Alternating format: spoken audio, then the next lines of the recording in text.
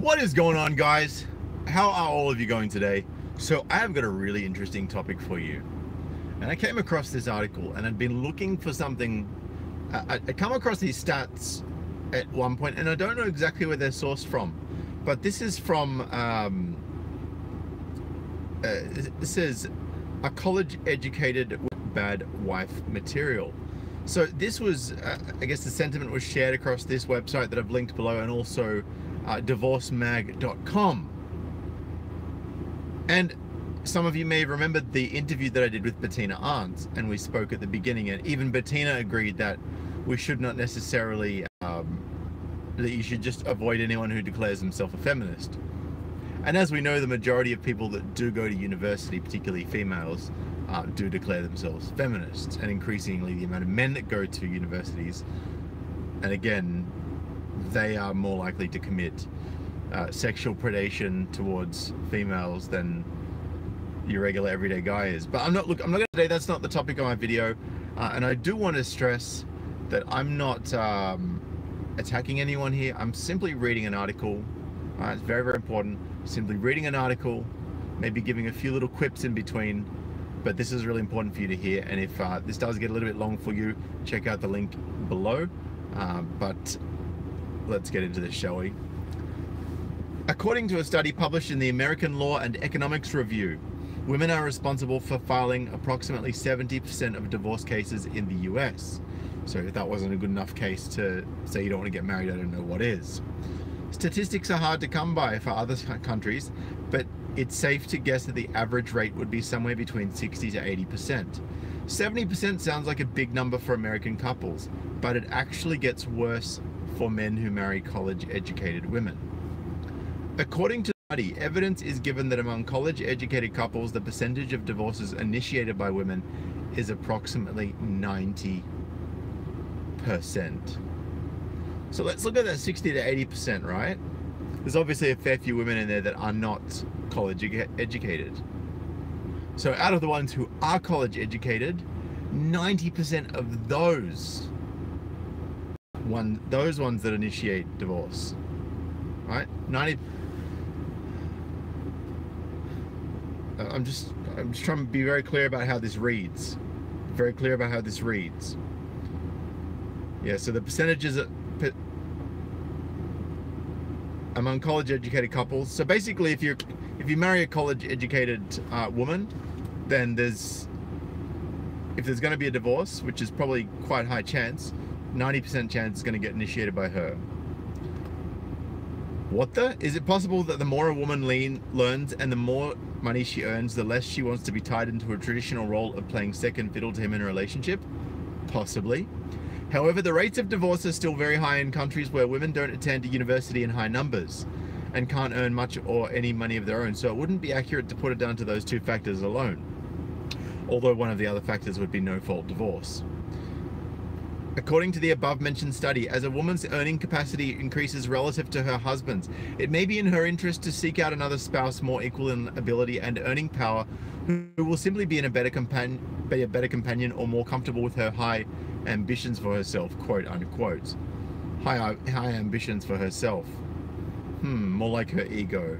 And you know, that goes for guys and girls. You know, I know narcissists that are dudes, narcissists that are chick, right? It's called monkey branching. Guys do it too, just that guys don't have as much opportunity to do it.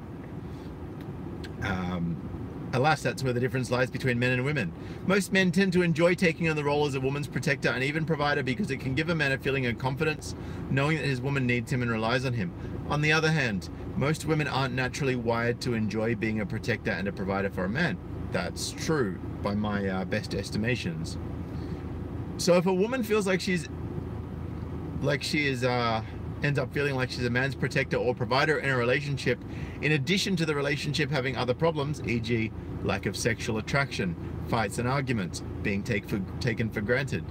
Again, goes both ways. It can cause her to feel unsatisfied with the relationship dynamic and to leave. Eventually, she dumps him and tries to find a man who can give her the feeling of being safe and protected, even if he happens to be earning less than her. Now, on one hand, you could say that a woman is selfish for leaving a man who ends up making her feel like she's providing for him and protecting him, while on another hand you could say that's just nature playing out, and I would argue that's the case. Naturally, most men are wired to want to protect and provide for women, and most women are wired to want to protect, feel protected and provided for by a man. Hashtag not all. Of course, that doesn't mean a woman can't earn money or couldn't protect herself if she needed to. Correct, and I would encourage her to do both.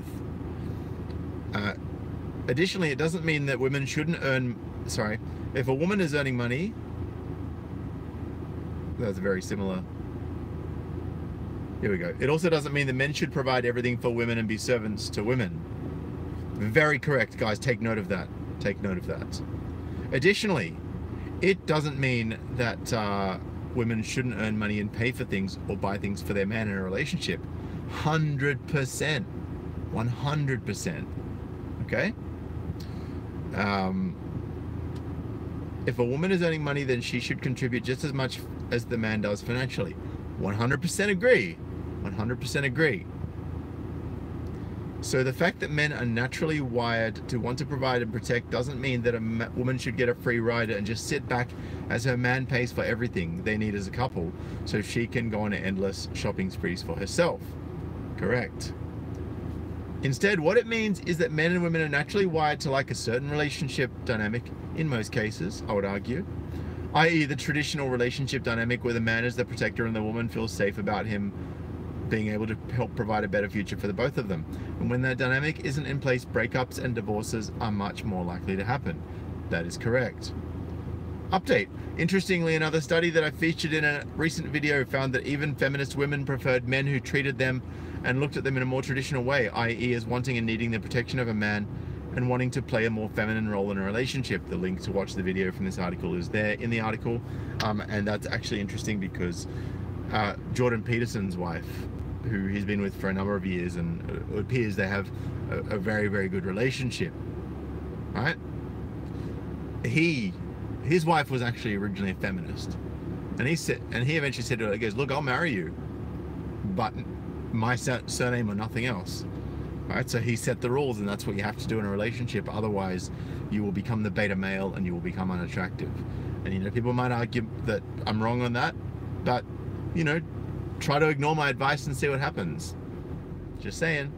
To quote editor Michael Knorr from Forbes.com, guys, a word of advice: marry pretty women or ugly ones, short ones or tall ones, blondes or brunettes. Just whatever you do, don't marry a woman with a career.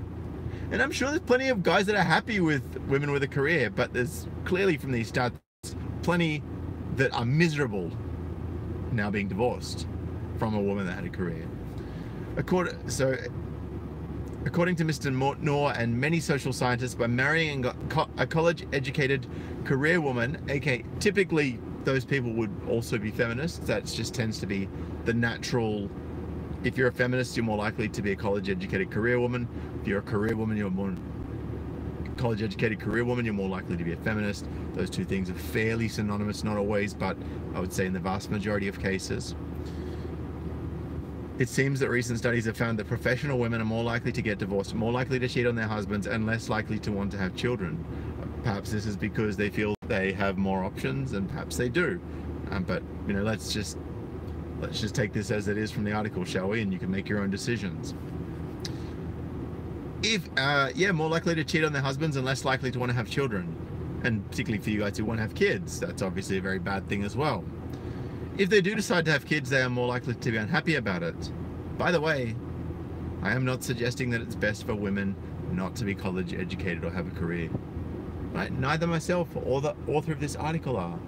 Because the author of this article, if I'm not mistaken, is a pretty balanced dude. But that's just my opinion. That's just my opinion. Okay, it should be up to her, of course. If she wants to have a college education, she should have that option. The point of the article is to highlight the fact that according to statistical data from sites like Wikipedia, and I know Wikipedia is not always correct, but you know, I'm just reading the article, guys. College-educated women are more likely to initiate divorce than non-educated women. I'm a big fan of smart chicks helping to improve the world. especially in areas like science. Sorry, just got an itchy nose there. But the stats do show that brainy women who earn a good living tend to be trigger happy when it comes to divorce. I personally know of a few couples where they're college educated and they're doing fine. But since one of my jobs here at The Modern Man is to help guys get their ex back, oh, that's a bad idea. I know a lot of guys who have been divorced by college educated women or career focused women. In most cases, the guy will have given her too much power in the relationship, become needy or insecure, and she will then say something like, I need time to myself, or we're going in different directions in life. In many cases, a career woman will be getting so much satisfaction from what she's achieving at work that she will feel emotionally full enough to let a man go. If her man isn't rising up to his true potential as a man and making much progress, a career woman will often feel as though she is more of a man than he is, right? In most cases, she'll then want to find a more masculine man that she can look up to and respect, not look down on or feel sorry for all the time, or at least a man who doesn't make her feel like she is the protector and provider. However, such men are hard to find, and many career women often dating into their 40s and 50s, never being able to find what they refer to as a real man. Right? Cue the articles, where have all the real men gone? Because those men are either taken or having sex with younger, prettier women in their 20s. Also very accurate. It's a price women have to pay for getting involved in the workforce and becoming successful. And again, I'm not saying women shouldn't be involved in the workforce. I'm not saying they shouldn't have jobs. I'm not saying they shouldn't work as hard as men and earn just as much money.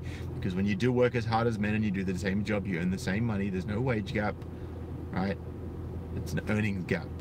It takes into account lots of different factors that feminists want to ignore. Of course, all the divorcing going on out there isn't just from career women or college educated women. An uneducated woman, oh, hang on, what happened there? Here we go. An uneducated woman or a woman without a serious career will also dump or divorce a guy who isn't enough of a man for her, or at least what she feels should be a man, or who isn't making her feel like what she wants to feel in a relationship. And this is what it all comes down to, guys. It's about how she feels. And you might say, oh, well, you know, women have got unrealistic standards. So guys have forgotten how to make a woman feel certain things. And a lot of this is because they've been raised by women saying, oh, you have to be really nice to women and respect women.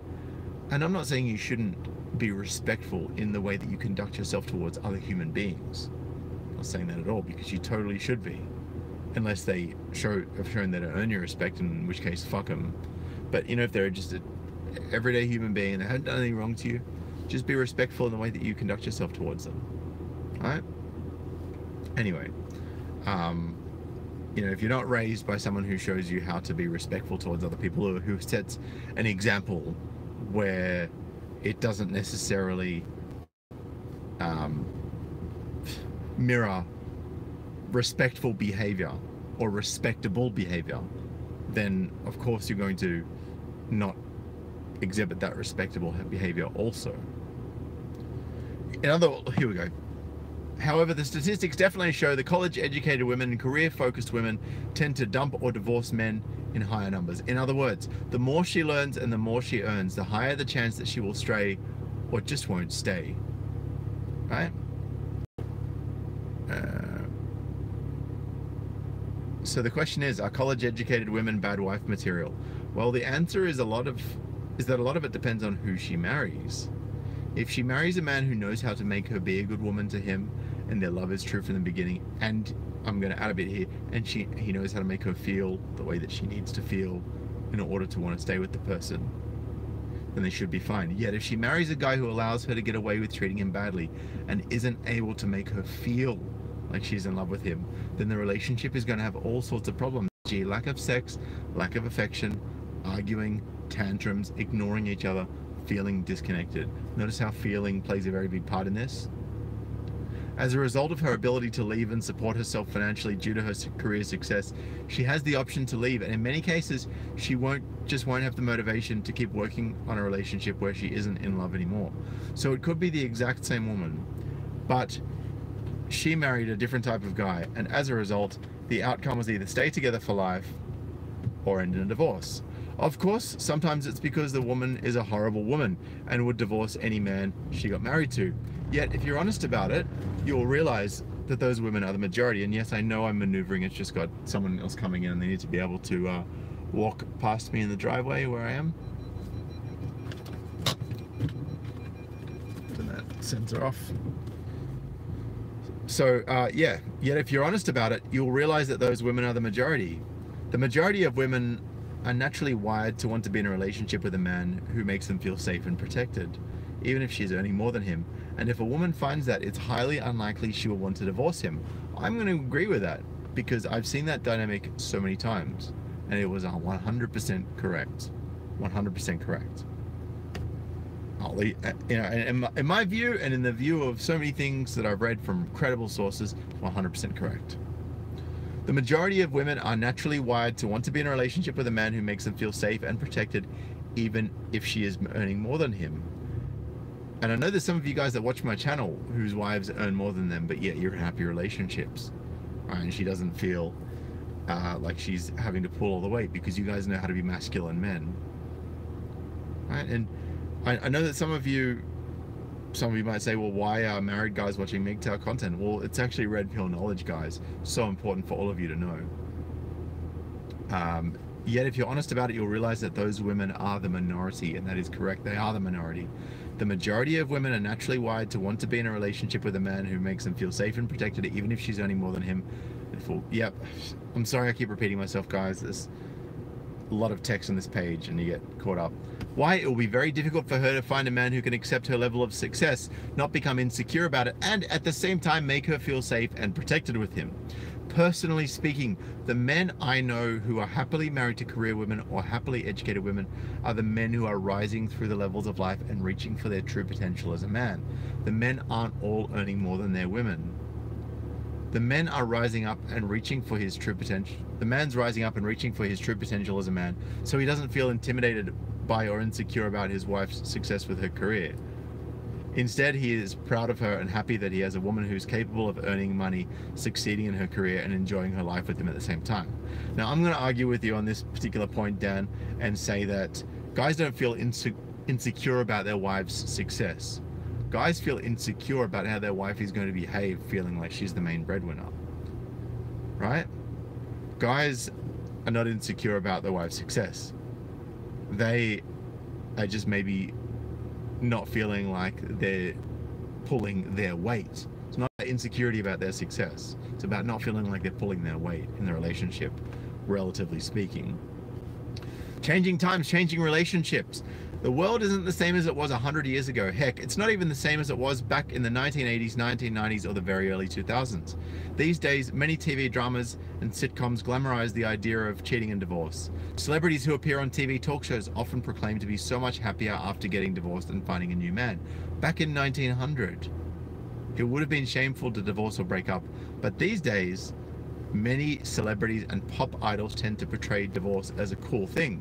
If you don't believe me, I've actually done a video. I actually did a video, and I think it was,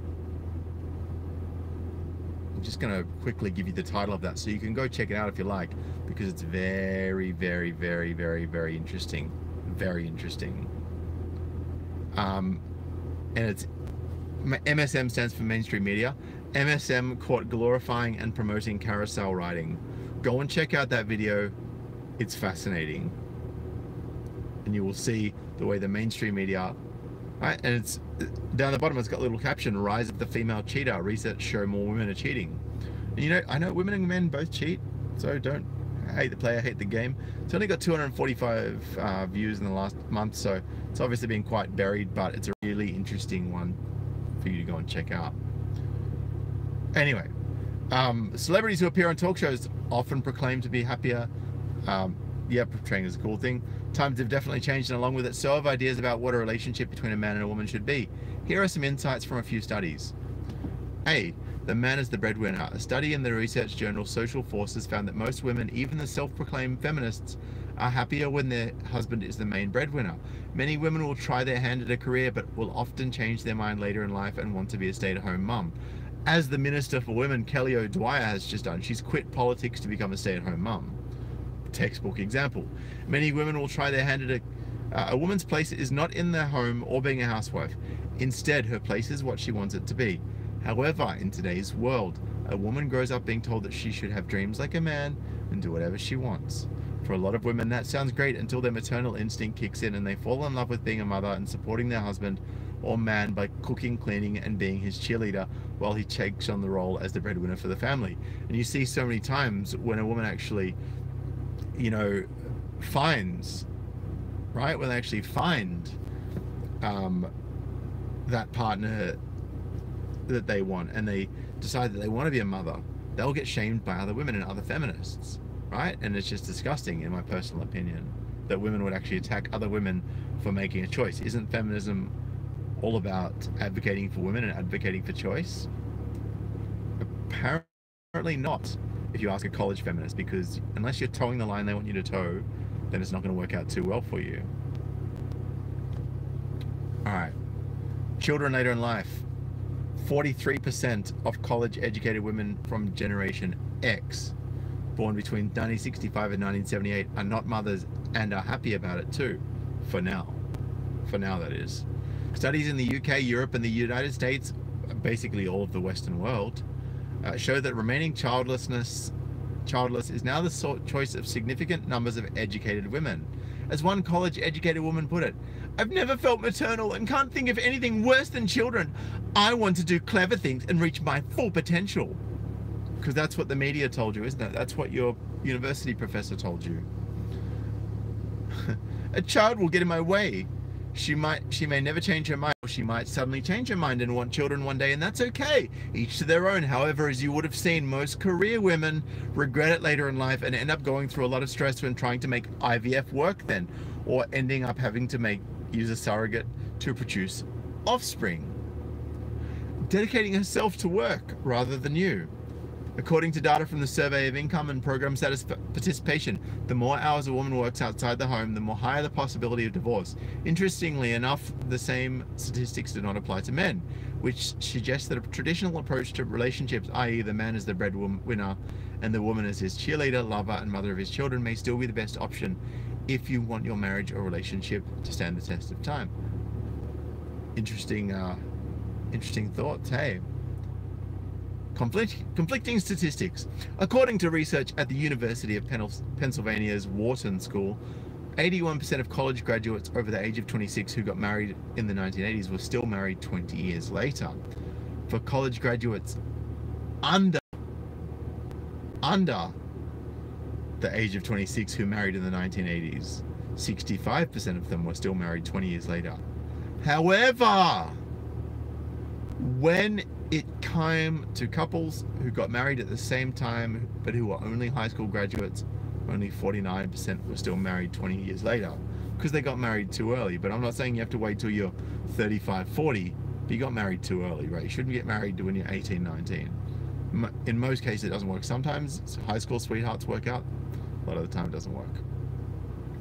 So, for college graduates under the age of 26 who married in the 1980s, 65% of them were still married later. Yep. In 2009, 2.9% of adults aged 35 to 39 without a college degree divorced, compared with 1.6% with a college education. Essentially what that means is if you're a college-educated man married to a college-educated woman, your chances of staying together are actually higher. Huh? The stats from the various studies all seem to conflict with each other, so what's the right answer? Should you marry an educated woman, a high school dropout, or a woman with a master's degree? Personally, I think that basing your decision to commit to a woman based on her education level is the wrong approach. The best way to choose a woman is based on her character, values, and her compatibility with you. I agree with that.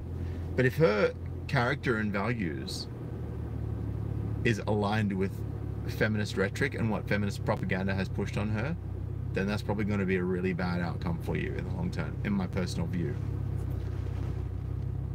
If you pay attention to the random statistics that the media comes out with every now and then after a new study is produced, you will notice they'll usually contradict each other. See, because the data remains the same, the raw data, but they love to actually manipulate and use this data to suit their own outcome or their own particular ideological position. It's all a jumbled mess out there, with one study saying you should avoid college-educated women and the other saying that college-educated women are the perfect type of women to marry. And I'm going to bet that the second type of study is written by college-educated women. Are men still interested in marriage? That's a great question. According to a poll that I've been running on my YouTube channel, 58% of men want to get married to a woman and stay with her for life. And the majority of my audience is currently from the USA, Canada, UK, Australia, and India. Interesting, all the countries that are having the biggest problem with radical feminism. So many men out there do still want to get married, even though it might not seem that way if you talk to certain people or groups who are against it. Or one of those is obviously MGTOW. Although marriage is not high on the agenda for some guys these days, the fact remains that more than 50% of Americans over the age of 18 are married. Stats from other countries show higher and lower marriage rates, but the USA is usually a pretty good statistical base to refer to. Choosing a good wife.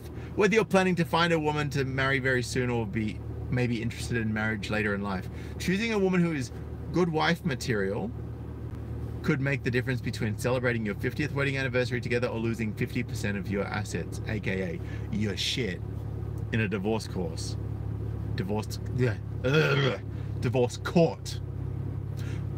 According to John Malloy, author of Why Men Marry Some Women and Not Others, there are definite types of women that men should marry and types of women that men should steer clear of. In his quest to determine what makes a woman good wife material, Malloy interviewed more than 3,500 people, and when he asked the guys who were about to get married to describe their ladies, only 20% of them used the words gorgeous or sexy in their descriptions. Interesting. According to many of the guys, marrying the kind of woman you can take anywhere and be proud of was vital importance. So what he's saying is you don't want to be marrying a thought where people are going to go, oh man, look at that thought with that dude. She's gonna go and fuck someone in the pub toilets tonight. Another aspect that makes a woman good wife material is being viewed favorably by her future in-laws. That's also true. Like for me, for example, if I was dating someone and my parents didn't get along well with my partner, well, because I'm so much like both of my parents. So if I'm not getting along well with my partner, they probably won't. And if they're not getting well with them, I probably won't. You know, like you got to have a harmonious dynamic, because what happens if you have kids? What happens if you have kids, right? And they're not on the same page. You're gonna then have to start you're gonna end up in conflict, because you know your partner or your wife is arguing and pushing like against your own family. You know, it causes conflict. It's not good. It's not good. So that's a good point. According to psychologist Dr. Jane McCartney, an expert in human behavior and relationships, men don't look for very sexy wives because at a very basic animal level, they want to be sure the children they are raising are their own. Back to the DNA videos I did recently. Men are attracted to qualities such as loyalty, discretion, and kindness when they look for a wife. Feisty and flirty is fine for a girlfriend, or what we like to call a pump and dump, aka someone you sleep with but you don't date. And girls pump and dump too. I'm just saying, right? Goes both ways. Goes both ways. I agree with McCartney, but this isn't what I have done. When I chose my girlfriend, she was 20 when we met and I was 35. I'd been on the look for the sexiest woman I could find. When I saw her, I turned to my friend and I said, now that is what I'm talking about. I guess that was toxic masculinity that Dan was exhibiting back there, you know, being attracted to a woman and all. I then interacted with her to see what her personality was like and found she ticked all the boxes that I was looking for, so I let her be my girlfriend. Yes, I let her. See, men have to be the ones that set the boundaries. Because if you don't set the boundaries, then someone else is going to. And the boundaries ain't going to be pretty. That's how it was. I was a player, and if a girl was going to... And if a girl was going to get to be my girlfriend, it was a case of me letting her have that privilege. Of course, as I got to know my girlfriend, who is now my wife, I developed a tremendous amount of respect for her, and she's turned out to be a real blessing in my life. Sorry, I'm just got an itchy nose. She recently gave birth to our beautiful twin daughters, and I fall more in love with her every other day. It's pretty cool, to say the least. What is good wife material? Most guys would agree that a good wife is a woman who is beautiful, maintains a healthy weight range throughout life, doesn't smother you or block you from going after your dreams in life, and instead supports you, is responsible but knows how to let her hair down and have fun, has a sense of humor, knows all your faults but still loves you, is good with money, is kind and generous, inspires you to be a better man. Fucking hell, those 9 are killer points. Guys, if you're dating a woman and she doesn't have all those 9, forget it. Man, women have got like 40, 50, 60 point checklists. We're gonna have 9. And that's gonna be the rule for you guys, if you want shit to work out. And if those things start to drop away, you know what to do. Got 2 feet and a heartbeat, baby. That's what I'm saying. Personally speaking, this is my criterion for choosing a woman. When I met my girlfriend, I knew she was a great match because she ticked all of the following boxes or more, right? So I'm going to run through the good wife material and then the bad wife material. All right, so you can compare that against your current girlfriends if you're dating anyone. All right? Good wife material: beautiful, sexy, intelligent, helpful, generous, energetic, cool, good family values, against divorce, believes that a couple can work through problems, loyal, honest and truthful, a great cook, respectful towards her man to his face and behind his back, stays in great shape, healthy sex drive, great social skills, gets along well with others, gets along well with your family and friends, has similar or the same long-term life goals as you, e.g. have a family or not have a family, agrees with your desire not to have children, doesn't expect you to be perfect but appreciates any extra effort you make to be an even better man, and makes you a better man, right? So understandably, that's a pretty tall order. It's a pretty tall order. If you can find that, like, you're fucking winning, right? You're winning. And even then, there's still the risk of divorce. But let's just for comparison's sake. Now, the bad wife material, right? If the girl you're with or the partner is ticking a hell of a lot of these boxes, I want you to start to question what you're doing with her. Start to question your own value.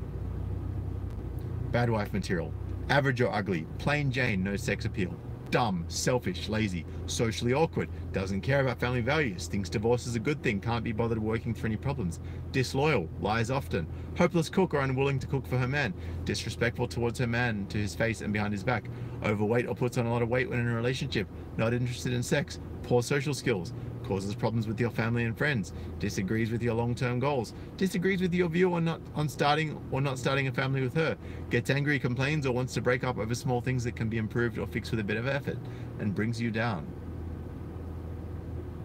So I know a couple of people who are in the boat with that second column. I'm going to continue. Settling for a crappy woman.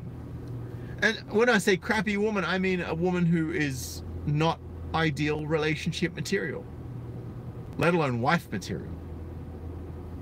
When it comes to choosing a woman, many guys simply accept whatever they can get and then try and make it work with her. It's a really bad approach. This happens as a result of a guy not knowing how to attract and pick up women in the first place, as well as thinking that women have all the power in the dating game. And this is why the bad boys and the Chads and the Tyrones, they get all the girls, because they know how to attract and pick up women, and they don't think that women have all the power because they know they don't. But if you're someone that's the other way around, where you don't know how to attract and pick them up, and you think that they have all the women power in the dating game, you're going to come off second best. I guarantee it. If you want your marriage or relationship to last in today's world, you have to choose the right woman for you, as well as know how to maintain the love, respect, and attraction in your relationship. If you don't do that, you have at least a 50% chance of being another divorce statistic. So to those of you who are actually watching this right now, who are currently in a marriage, please listen to this. This is so important for you to not get fucked over in divorce court at the end of the day. The couples you see that are still happily married or madly in love 40, 50 years into a relationship are those that have met their perfect match and then approached the relationship correctly. They have strengthened their connection and bond over time, as well as, giving that dick properly, because that's very, very important. If you can't give that, you're going to get the good dick from someone else. I don't care how good a partner you are. If you're not fucking her right, someone else will. They've strengthened their connection and bond over time, as well as deepening the love, deepening the love. You know what I mean? Deepening. Hey, what's up, Hammerhand? And hello to all you guys in the box. I appreciate you. If you can't deepen the love, respect, and attraction in your relationship, it doesn't matter how good of a woman she is. She will leave. Right? So she has to feel a deeper love, a deeper respect, and a deeper attraction for you. Otherwise, she will leave.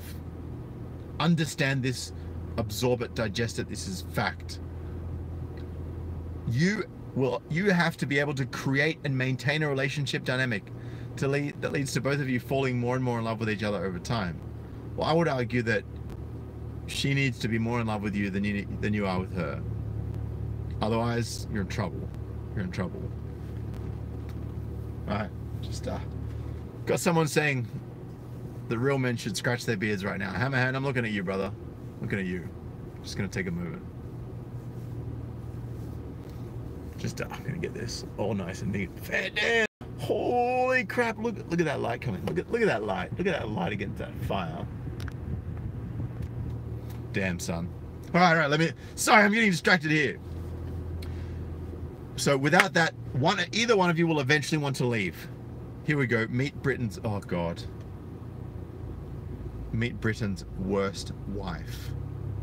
And tell me how, guys, I want you to drop in the comments how many liters of soy you think this particular guy in this photo consumes on an hourly basis. I almost said hourly beta.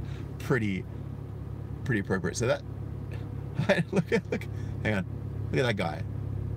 How many liters of soy do you think he drinks an hour? Right?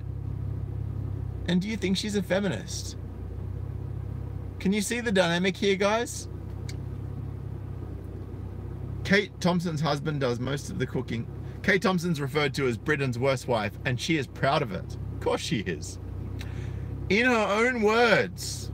In her own words.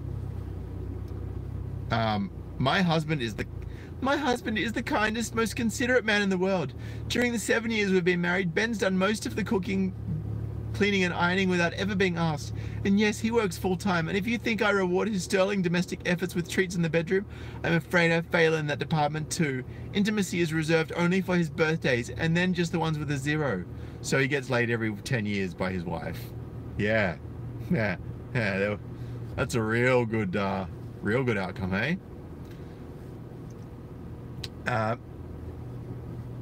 I'm shamefully neglectful of my wifely duties. In fact, I'm the anti-wife. The truth is that I'm just too busy and involved in my career as a writer to be a traditional caring wife. The truth is that I'm in awe of the way he looks at me, our sons, and our home. He makes my life easier. Does that make me a selfish, slovenly, neglectful wife? Probably, but it also makes me a happier one. Cock-a-doodle-doo! Sorry, just got some roosters over in the distance there. Just, I don't know. Usually they only do that in the morning when the sun comes up, but cock-a-doodle-doo! They're doing it again this afternoon. I've always said that if you let a woman wear the pants in a relationship, the sex will dry up very quickly. Or if you let a woman wear the pants too often, period, then the sex will dry up. The pants need to be off, guys. She will then withhold sex and reward you with it if you're on your best behavior. Kate Thompson is a perfect example of that. The fact is that Kate's husband would be doing a lot of masturbating to porn, in addition to doing a lot of cooking, cleaning, and being on his best behavior for her. Is that wrong? No. It's just different. It's the exact opposite of what we teach here at the Modern Man. But if he wants to do that, he can. My opinion is that you should do whatever makes you the happiest and most fulfilled in life. I certainly would never accept a woman like Kate Thompson, but I can see how a woman like that would make some guys happy. Right? All the cucks. After all, he does have about 1 billion porn videos to jerk off to whenever he wants. If he's happy with that, then all the best to him. All the best. Additionally, somewhere along the way, they managed to have sex and create children, so it's not all bad for him. Yeah. That's a real great outlook for him. Not my cup of tea, but it is a way of living. What we teach here at the Modern Man is how to create and maintain the type of relationship dynamic. Anyway, guys, look, I'm gonna give one more little punchline here. Do you want to get married? According to our online survey here at the Modern Man, 37% of men want to marry a woman and stay with her for life. 36% of men want to have relationships with many women throughout their life. 18% of men still aren't sure what they want. 9% of men want to stay with one woman for life, but not get married. Statistics above are accurate at the time of writing this post based on 211 votes. It's obviously quite a small sample size, but hopefully as it grows, it'll get more interesting. I think that marriage is becoming a bit of a strange idea to the current generation, because all you got to do is turn on Discovery Channel or National Geo and you'll see people talking about the latest breakthroughs in life extension. Flick through the news. Look, guys, go read the rest of the article. I've been 40 minutes on this. I don't want to bore you. Thank you all so much for tuning in. But I think that we've created a pretty solid picture of what the state of relationships, marriage, and female-male dynamics are looking like in the West up to this point. So check out my video on MSM glorifies carousel. MSM promotes and glorifies carousel riding. That shows you what I was talking about at the beginning of the video. Go and check out the beginning of my video that says live with Bettina Arndt, where we're talking about how you shouldn't date college feminists or anyone that calls themselves a feminist. And go and check out my video on how the mainstream media shamelessly manipulates women. I did that a few days ago, and they really tap into that psychology of the groupthink. And if you put something out there enough, the same message, it becomes fact to people. Right? So it's only the red-pilled and only the very aware and awake people that start to really realize all this. And Daria says, you should hear women talk when men are not around. That is 100% correct. And I specifically picked out a lady's comment because, you know, we guys so often hear, you know, other men talking, myself, other content creators, our friends, and everything. But when you actually hear things from the other side of the coin, when you hear women talking when men aren't around, there's some very, very interesting conversations, and I've been fortunate enough to be privy to a few. It's very, very revealing. Anyway, guys, look, you don't know what you don't know, but that's what I'm here for, brothers. I appreciate you all. Thank you for tuning in. And 10 a.m. Tomorrow morning, I will be on a live stream. I'll probably drop it in my comments once I know what the live stream address is.